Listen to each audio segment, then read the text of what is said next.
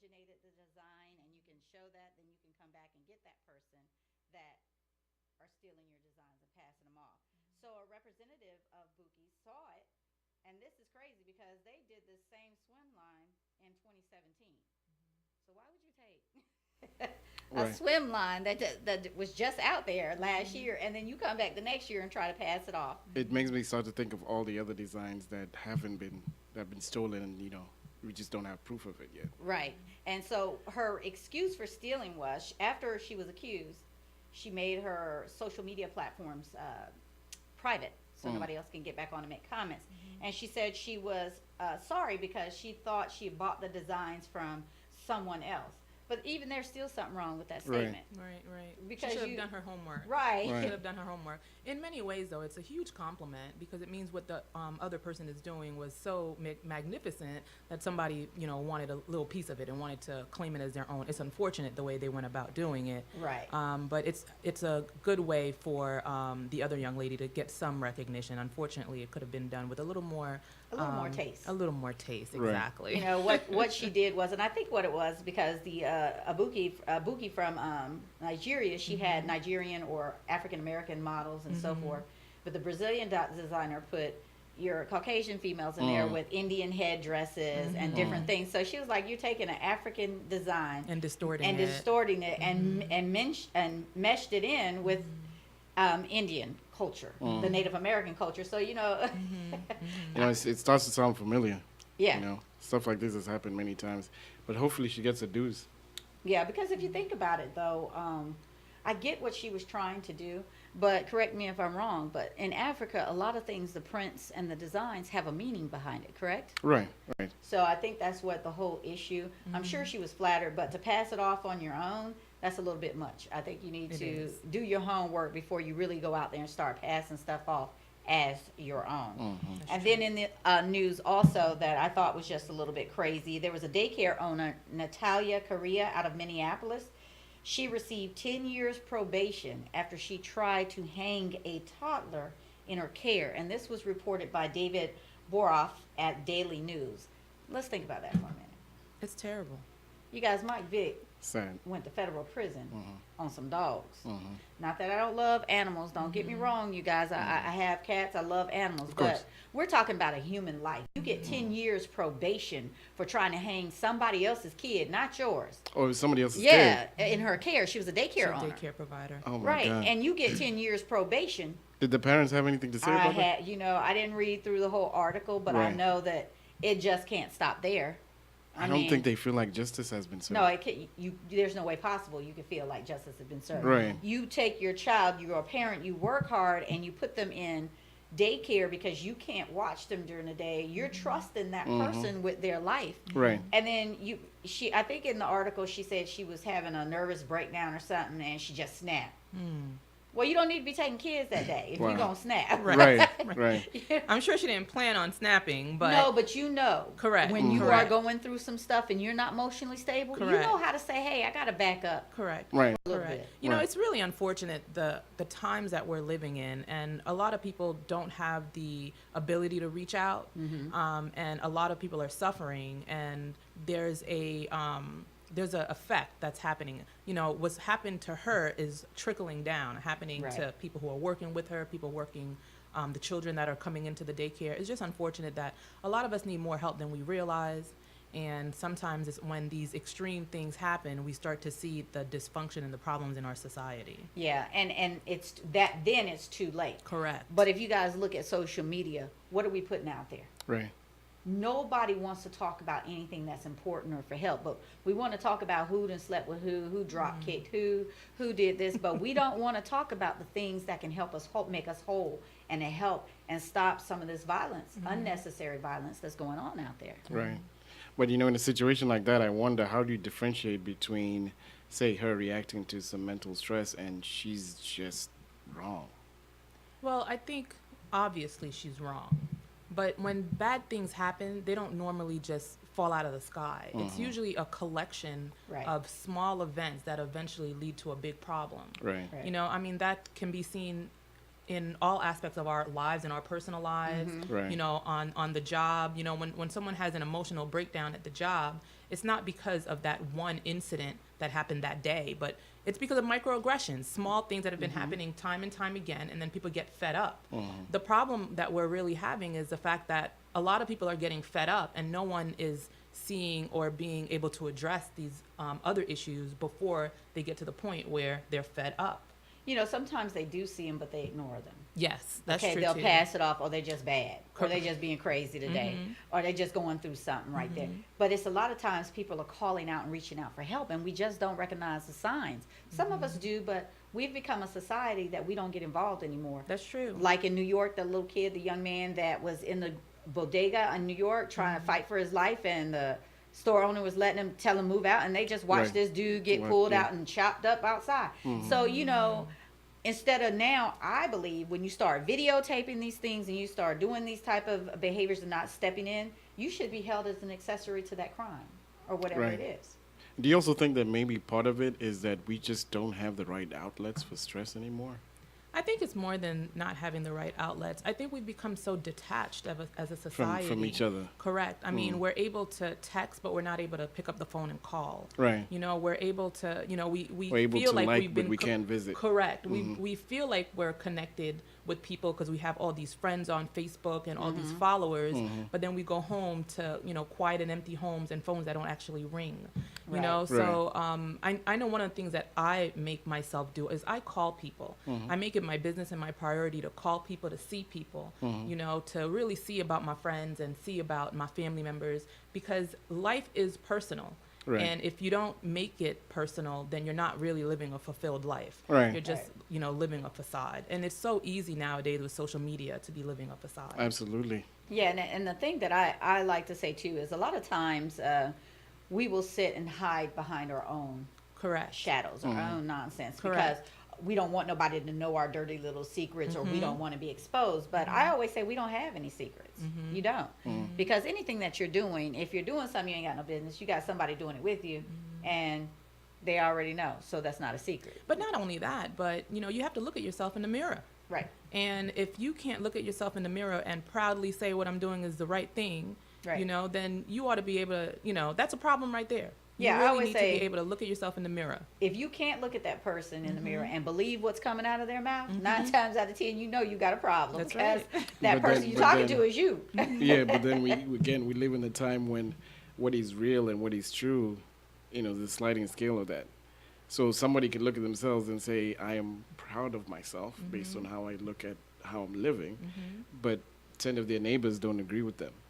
So I think that comes down to what we are all grounded in. And a lot of people aren't grounded in anything. Right. But if Right. you're grounded in And not a aware that they're not grounded and in. not aware that Right. I think they're aware. I think some of them know that they're not You grounded. think so? in it. Yes. Oh, can't- you know. Yeah, you know know. when you nonsense. Yes. You know it. I think they know. You know, and so, and the part of the reason too why I had you come to the show, Dr. Val, for those of you guys that don't know and didn't see it, she's a renowned plastic surgeon here in Atlanta, Georgia. But she does more than just that. She just doesn't come in and beautify you when you want to be beautified. She digs deeper. She wants to know why you want this procedure done, and then explains to you the steps that need to be taken before you have that done. And you know, there's a big push out there that plastic surgery, people who have it have low self-esteem, and there's something wrong, and I disagree with that. Correct. I disagree as well. You know, actually, I think there are two types of patients who undergo plastic surgery.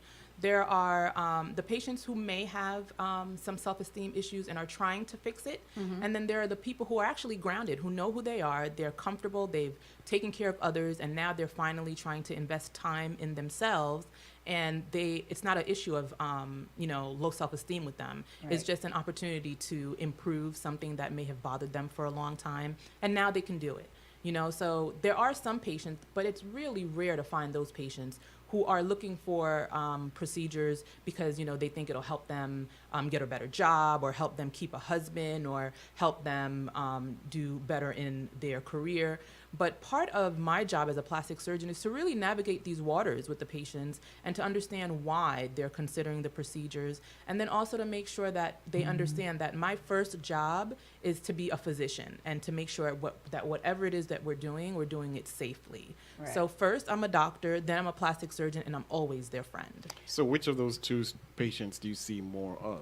So, my practice, I predominantly see patients who are actually pretty secure and who are now trying to take care of themselves, giving themselves the loving and attention that they felt that they might have not had a chance to give themselves, whether it was because they were focusing on career or on children. The majority of my patients are working professional women.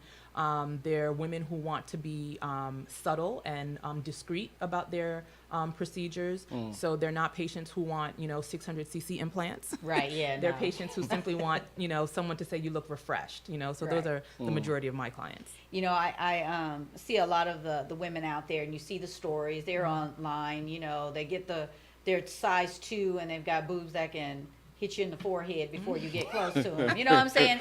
So, and I always wonder about the plastic surgeon that did that, because 1, it can't be healthy, and 2, it doesn't look right. Why would you want to put your work out there like that? Well, sometimes the motivations behind why we're doing what we're doing is different. Okay. If the motivation is simply to collect, the payment, then you might not navigate some of the waters that I'm willing to navigate. Okay. If the motivation is to really give you the best procedure, the best outcome, for the best reason, then, I would obviously talk you out of getting 800cc implants, Right. versus, 300cc implants. Have you had to do that? Talk a patient out of a procedure? I've talked patients out of procedures before. Sometimes it'll be simple things. I had a young woman who came to me once who, really wanted her tummy tuck, but she had a cardiac history. She had a heart attack 6 months prior. And I told her, I said, what I want is for you to be confident, and what I want is for you to look good outside of a coffin. I don't want you to undergo this procedure and put your life at risk simply because you want to, look a certain way. That's not really why we should be doing this. We should be doing this because you are healthy. You've been, trying to be healthy for a long time. And now you have the opportunity to do this, and it's safe. Therefore, let's proceed. I'm glad that you said that, because there are a lot of people out there that just think, you're the doctor, I'm paying you, you should do it, and that's not the way it is. No. Yeah, no. I would, you spend too many years in school to be going through that nonsense. Correct. I Too tell many years. patients with plastic surgery, especially with me, it's a journey. We're walking together and we're holding hands, and I'm very mindful of whose hand I hold. Okay, I like that. So, what made you? Let's take it back Okay. to the beginning. The beginning meaning your childhood. Tell us a little bit. Where are you from? Where were you? Where did you originate from? Are you from the U.S.? You're from a different country? So actually, I was born in Haiti. Okay. I am Haitian. I was in New York by the time I was 3. Okay. My mom had, immigrated to New York, and soon after I came, she worked as a housekeeper for years, and she was a single mom, and she did the best she could. She was really good in terms of helping me connect with other people. Okay. So I met a lot of people growing up that influenced me a lot. And I knew from a very early age that if I wanted to change my circumstance, that I had to focus on school. I saw school as my exit strategy. It was my Okay. way out. It was the way that I was going to live a life different from the life that my mother had lived. And not that the life she had lived was bad. She did the best she could with what she had. Right.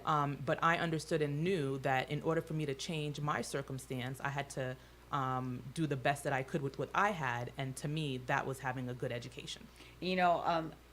I pushed that in my kids. We had plans, and everybody thought I was crazy, because when they were younger, we talked through it. We walked through it. And then by the time they got to 8th grade, they already knew what our situation was going to be once you hit high school, all the way through. This is what your grades were going to be, because my kids weren't allowed to bring home C's. Everybody looked at me like, oh, but you know what? I knew exactly what each of them could do. So a C to me for them was substandard, and I knew they were better than that, because they'd already proven to me through grade school and whatever that they could do better. I think that's awesome, that, you had that vision for your children. I don't think my mother had that vision for me. And because she wasn't, educated, she wasn't really able to, tell me to focus on education. So I actually had a lot of support from my teachers Okay. and people who saw my potential. And I actually tell people all the time, I didn't really understand the importance of my education until my sophomore year in college. And I met one of my professors, my organic chemistry professor. He just told me that I was bright, which I had never really heard. You know, I knew I was okay. You know, I had gotten into college. I got a scholarship. Right. He told me I was bright, but he told me that I could do anything that I put my mind to. And when he said that to me, it kind of struck me, you know, like, what do you mean? Right. And he was like, yeah, you really could do anything you put your mind to. Don't ever let anyone make you believe that you can't do anything. And once he said that to me, it kind of lit a fire, you know. I had already been a little off track during my college years. I was a bio major, but I was just kind of, you know, just going along and not really as dedicated as I should have been. But after meeting him, my course just really changed. I was determined to get into medical school. I was determined to become a surgeon. I was actually supposed to be a trauma surgeon, and then that became plastics. But after my sophomore year of college, I really became focused. And then it wasn't really until my second year of medical school that I started to realize what my purpose was. And I Okay. think that's different for different people. You know, it wasn't as if, like, granted, I wanted to be a doctor since I was 5 and I said it, Okay. but I didn't start doing the things to get there, and I didn't understand why I had been doing these things and why this was the life I was supposed to be living until I was actually a medical student. Do you know what it was that made you kind of turn the corner to find your purpose? Can you pinpoint a few things? Or? I met my Lord and Savior, Jesus Christ. Amen. You know, I say that all the time, and it's never an age limit to when you've determined what your purpose and your destiny is. And I say that because I didn't figure mine out until I turned 50. You know, so it was like, you know, once I hit 50 and I went through my life changes, I was like, oh, okay, now I get it. You know, you put on shoes and you run from what you're supposed to do. But I always knew inside that my platform was supposed to be bigger than what it was. So now I'm walking into my destiny and my purpose, and I'm doing what I'm supposed to do. So I get that when you say that. And I think for me, growing up, because I came from a family of 9, you know, that's a lot of kids. You know, I always tell Right. people my parents had 2 sets of children because my oldest sister, her son and I are the same age. So, you know, my parents were great. My father went back to college at 55. I was a sophomore in high school. So it was never at the point of where they didn't say education was important, but they always gave us the opportunity to make it our choice of what we wanted to do in life. You know, and so for me, I mean, I started the college thing, but then I had to step back because I created a family. But when we come back, we're going to dive deeper into what we're talking about. And guys, if you want to tune in, go ahead and call us in at 678-688-4269 if you have any questions. A Look Within, a hands-on workshop teaching you life-enhancing techniques involving chakras, vibrational frequencies, and manifestation. Taught by Word of Mind's own 9 Ether. Don't miss this experience.